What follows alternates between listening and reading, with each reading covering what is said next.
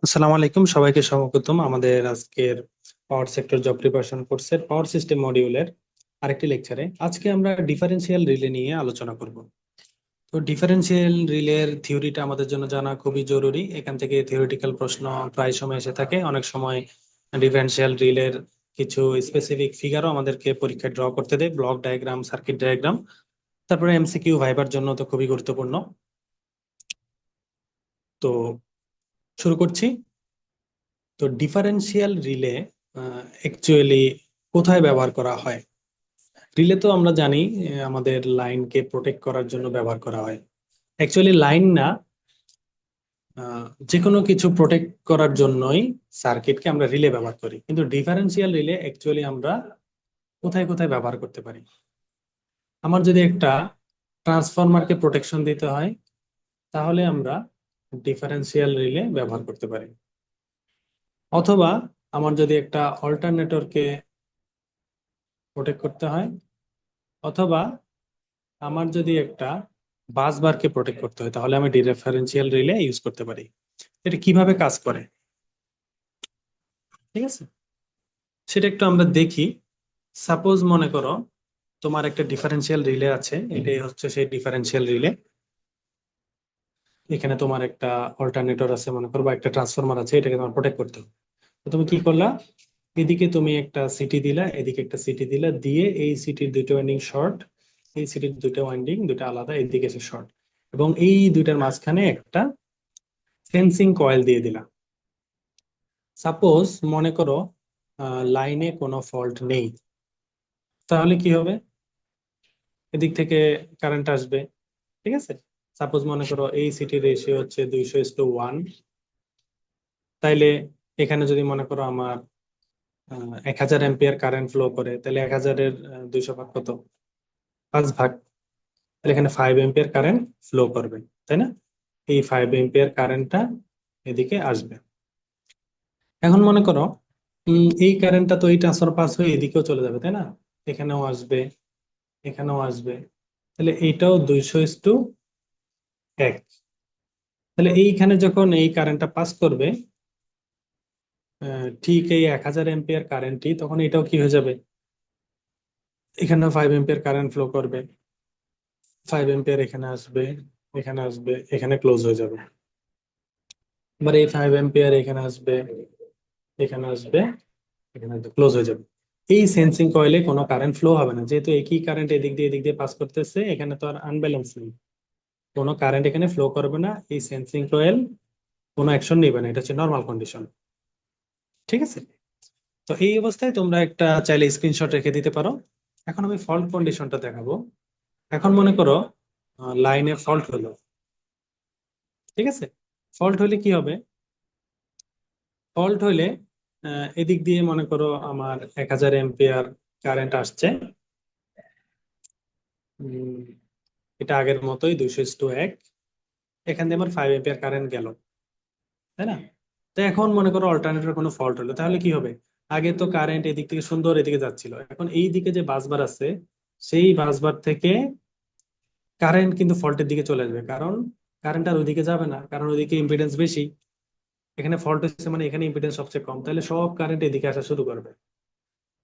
তাহলে এখানে ফল্টের মাত্রা অনুযায়ী কারেন্ট আসবে। এখন মনে করো ফল্ট যদি একদম ভোল্টেজকে জিরো করে ফেলে, তাহলে অনেক হাই কারেন্ট ফ্লো হবে। সাপোজ মনে করো এই ফল্টের জন্য এখানে 2000 এম্পিয়ার কারেন্ট ফ্লো হলো উল্টা দিক থেকে, ঠিক আছে। এই কারেন্টটা যখন এদিকে ঢুকবে, তখন সে কি করবে? এখানে যদি আগের মতো 200:1 সিটি থাকেও, তাও কি হবে? এখন তো আর 5 এম্পিয়ার কারেন্ট যাবে না, এখন কারেন্ট কত যাবে? এখন 10 এম্পিয়ার কারেন্ট যাবে। এই 10 এম্পিয়ারটা এখান দিয়ে আসবে, ঠিক আছে। আর এদিক থেকে তো 5 এম্পিয়ার আসতেছে। এই 5 আর 10 মিলে এই রিলে কয়েলে এখন কত? 15 এম্পিয়ার কারেন্ট ফ্লো হয়ে যাবে, ঠিক আছে। তো এই 15 এখানে এসে এদিকে আবার 10 চলে যাবে, এদিকে আবার 5 চলে যাবে। তো যে যার সার্কিটটা ক্লোজ করবে। কিন্তু মাঝখান দিয়ে কি হয়ে গেলো? এই রিলে কয়েলটা এনার্জাইজ হয়ে গেল। এই রিলে কয়েল এনার্জাইজ হলে কি হবে? এখানে যদি আমার একটা রিলের সেন্সিং এলিমেন্ট থাকে, ঠিক আছে, এই সেন্সিং এলিমেন্টটা যদি আমি একটা সার্কিটে কানেক্ট করে রাখি, যে সার্কিটে মনে করো একটা ব্যাটারি আছে আর একটা কয়েল আছে, এটা হচ্ছে মনে করো সিটি কে ট্রিট করবে এমন একটা কয়েল। সিটি না সরি সার্কিট ব্রেকারকে ঠিক করবে এমন একটা কয়েল, তাহলে এটা এনার্জাইজ হওয়া মাত্র কি হবে, এই লিভারটাকে সে উপর দিকে টান দিবে, যেহেতু ম্যাগনেটাইজ হয়ে যাবে, এই সার্কিট ক্লোজ হবে। তো এই ট্রিপ সার্কিট ক্লোজ হলে সে কি করে দেবে, এখান থেকে সিগন্যাল পাঠায় সার্কিট ব্রেকারকে সে অফ করে দেবে, ঠিক আছে, ওপেন করে দেবে। তাহলে কি আমার লাইনটা প্রোটেক্ট হয়ে যাবে। তো মনে করো এই সার্কিট ব্রেকারটা এই জায়গায় আছে, এখন এই সার্কিট ব্রেকার যদি অফ করে দেয় তাহলে এখানে কারেন্ট আসতে পারবে? ঠিক কিভাবে এখানে সার্কিট ব্রেকার অফ করে দিলে এখানে কারেন্ট আসতে পারবে? তখন এই অল্টারনেটরটা কি হয়ে যাবে, প্রোটেক্ট হয়ে যাবে। তো এই হচ্ছে ডিফারেন্সিয়াল রিলে কাজ করার পদ্ধতি, ঠিক আছে। এইটাকে বই পুস্তকে মার্জ প্রাইস পদ্ধতিও বলা হয়, যখন দুই দিক থেকে আমরা সিটি পিটি কানেক্ট করে প্রোটেকশন দিয়ে থাকি, ঠিক আছে। আচ্ছা, তো এখন আমরা আরো কিছু একটু আলোচনা করব ডিফারেন্সিয়াল রিলে থেকে। তো দেখো ডিফারেন্সিয়াল রিলে অ্যাকচুয়ালি কাকে বলে, এটাও তোমাকে অনেক সময় পরীক্ষায় জিজ্ঞেস করতে পারে, যে বলো ডিফারেন্সিয়াল রিলে কাকে বলে। তো তুমি চিত্র জানো কিন্তু ডেফিনেশন জানো না, ওই ক্ষেত্রে কিন্তু ভারতে আটকে যাবে। আর এই চিত্রটা খুবই ইম্পর্টেন্ট, এটা অনেক সময় এক্সপ্লেন করতেও দেয় পরীক্ষায়। অথবা তোমাকে এই চিত্র দেখাই বলতে পারে এখানে প্রোটেক্টেড জোন কোনটা বলো। তুমি চিন্তা করো তো প্রোটেক্টেড জোন কোনটা, এইখান থেকে এতটুকু জায়গায় তো প্রোটেক্টেড জোন, এর বাইরের ফল্ট কি এই রিলে ঠেকাইতে পারবে?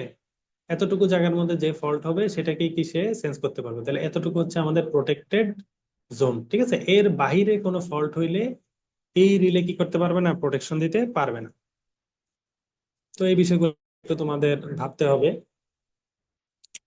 আচ্ছা, তারপরে দেখো উম ওটা কেন পারবে না সেটা যদি আমি একটু বলি, যে বাইরের অঞ্চল কেন পারবে না। সাপোজ মনে করো এখানে কোনো ফল্ট হলো, তাহলে এদিকে কি কারেন্ট ফ্লোতে কোনো অসুবিধা হবে? এখানে 1000 এম্পিয়ার যাচ্ছে, এখান দিয়ে এখানেই তো কারেন্টটা চলে এখানে চলে আসবে, তাই না? তো এই রিলের মধ্যে আবার প্রথম যে কন্ডিশন দেখালাম ওইটার মতো হবে, কোনো ফল্ট কারেন্ট এখানে যাবে না, সেন্স হবে না, তাই না? কিন্তু ফল্ট যদি এই প্রোটেক্ট জোনের মাঝামাঝি অঞ্চল হয় তাহলে কি হবে, তাহলেই সে প্রোটেক্ট করতে পারবে, তার কয়েলে ডিফারেন্ট কারেন্ট ফ্লো হবে। আচ্ছা, তো ডিফারেন্সিয়াল রিলে অ্যাকচুয়ালি হচ্ছে একটা প্রোটেক্টিভ ডিভাইস, যেটা রেসপন্ড করে কখন difference two or more similar electric quantity such as current or voltages to detect faults.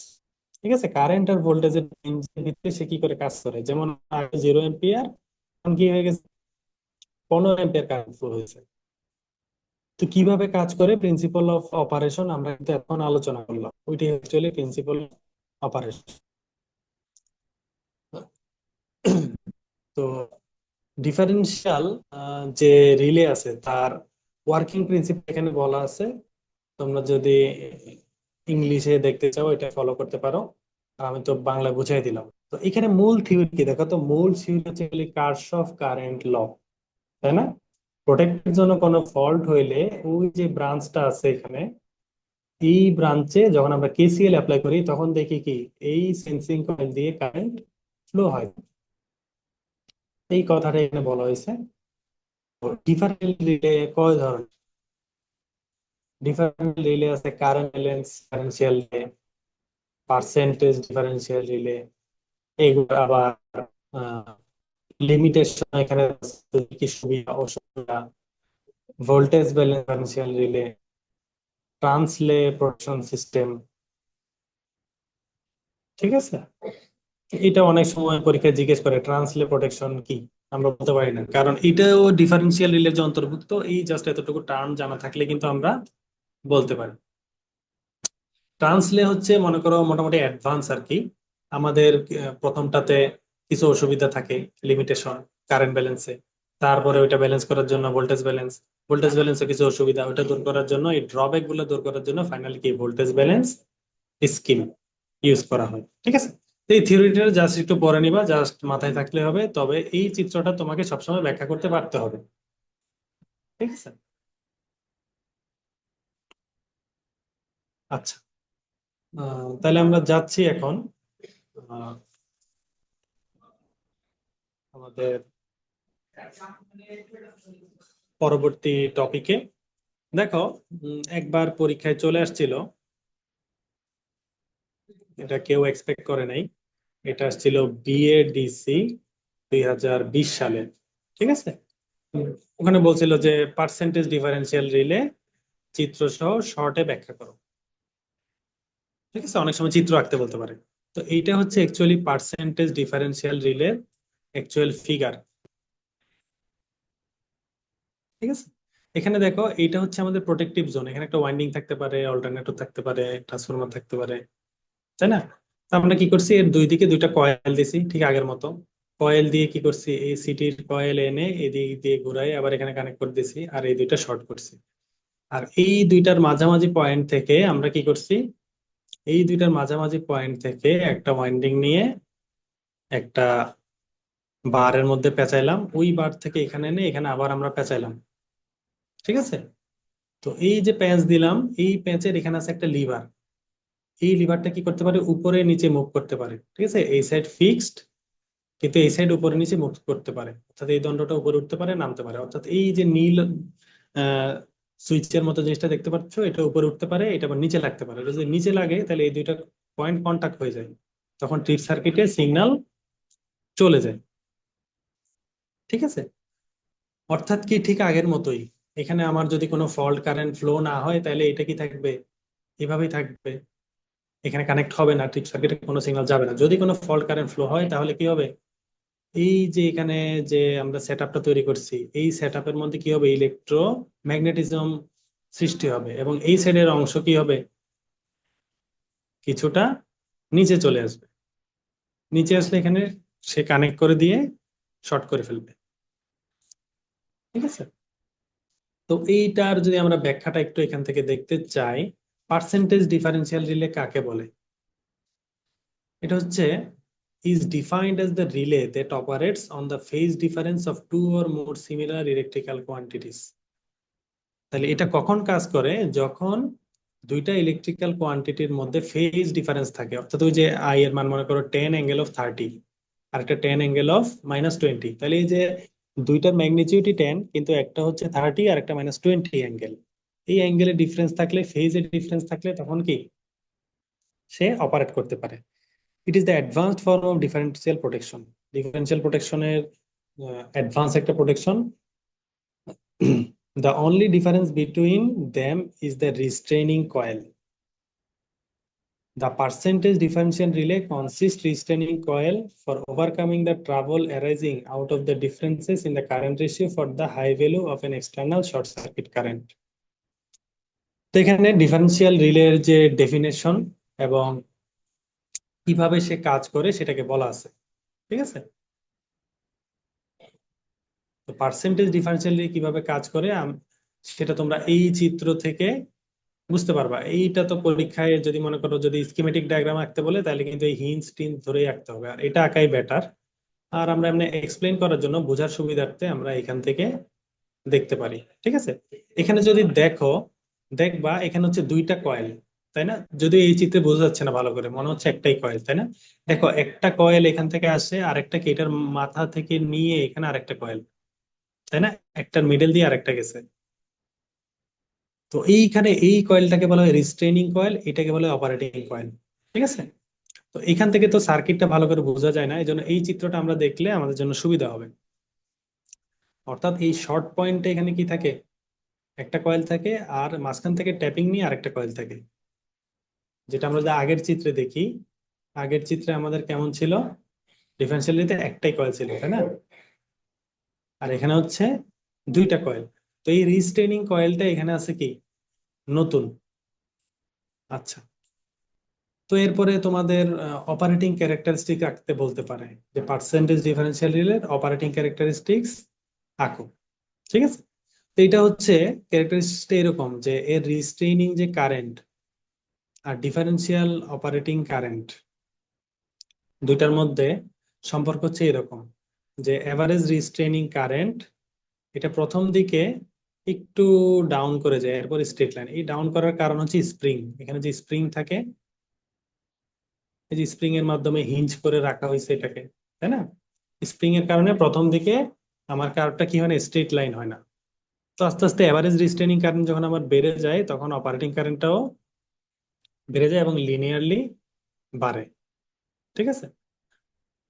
তো এই চিত্রটা অনেক সময় আঁকতে দেয়। এখানে দেখো এভারেজ রিস্টেনিং কারেন্ট মানে হচ্ছে কোন দুইটা কারেন্টের এভারেজ। এই যে I1 আর I2, এই দুইটা কারেন্টের যোগফলের এভারেজ হচ্ছে এভারেজ রিস্টেনিং কারেন্ট। অর্থাৎ রিস্টেনিং কারেন্টে দেখো এদিকে I2 কারেন্ট ফ্লো হয়, এদিকে I1, তাহলে গড় কি হবে? I1 plus I2/2। আর অপারেটিং কারেন্ট কি? অপারেটিং কারেন্ট হচ্ছে অপারেটিং কয়েলে যে কারেন্ট ফ্লো হয়, I1 মাইনাস I2, সেটা। ঠিক আছে। তো পার্সেন্টেজ ডিফারেন্সিয়াল রিলের যে টাইপ, সেই টাইপ গুলা যদি আমরা দেখি, একটা হচ্ছে থ্রি টার্মিনাল সিস্টেম আছে অ্যাপ্লিকেশন, অনেক সময় এটার চিত্রও আঁকতে দেয়। ঠিক আছে, যে থ্রি টার্মিনাল সিস্টেমের ফিগার আঁকো। আরেকটা হচ্ছে induction type base differential relay. Induction type base differential relay figure হচ্ছে এটা। তো এইগুলা খুব একটা ফ্রিকোয়েন্ট না, পরীক্ষা যে খুব বেশি আসে এমন না, কিন্তু মাঝে মধ্যে চলেও আসতে পারে, এই জন্য দিলাম। এগুলো তোমরা নোট খাতায় শর্ট তুলে রাখতে পারো, শর্টলি, তাহলে তোমাদের পরীক্ষার জন্য আশা করি সুবিধা হবে। তো আমরা এই যে বিভিন্ন ধরনের রিলে এই পর্যন্ত আমাদের যে লেকচার গুলো তোমরা দেখলা, সেগুলা থেকে আমরা দেখলাম বিভিন্ন রিলে বিভিন্ন জায়গায় কাজ করে। ঠিক আছে, এটা অনেক সময় বলতে বলে যে ওভার কারেন্ট রিলে এটা কোথায় কাজ করে, কোথায় সেট করা হয়। ডিস্টেন্স রিলে কোথায় সেট করা হয়। ডিফারেন্সিয়াল রিলে কোথায় সেট করা হয়। ওভার কারেন্ট রিলে অ্যাকচুয়ালি কাজ করে লাইন, ট্রান্সফরমার আর অল্টারনেটরে। ঠিক আছে, এগুলোকে প্রোটেক্ট করতে ব্যবহার করা হয়। আর ডিস্টেন্স রিলে আমরা শুধুমাত্র লাইনেই অ্যাকচুয়ালি ব্যবহার করি। আর ডিফারেন্সিয়াল রিলে আমরা লাইনে ব্যবহার করি কিন্তু শর্ট লাইনের জন্য। ঠিক আছে, এছাড়া ট্রান্সফরমার, বাস বার, অল্টারনেটর, এগুলাতেও আমরা ডিফারেন্সিয়াল রিলে ইউজ করে থাকি। অর্থাৎ এই পর্যন্ত আমরা কি দেখলাম? লাইনের protection, transformer, alternator, bus bar, সবকিছুর প্রোটেকশন দেখে আমরা আমাদের over current relay, differential relay, distance relay lecture এতটুকুর মধ্যে শেষ করছি। ধন্যবাদ সবাইকে। আসসালামু আলাইকুম রহমতুল্লাহ।